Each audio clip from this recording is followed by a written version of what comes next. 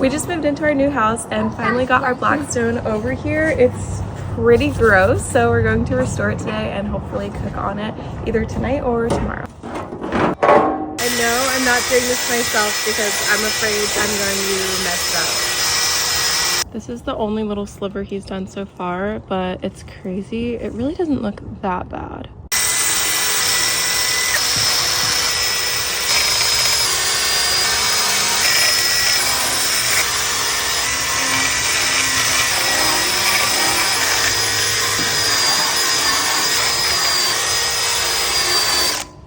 Cute. I tried. Help. Battery's dead.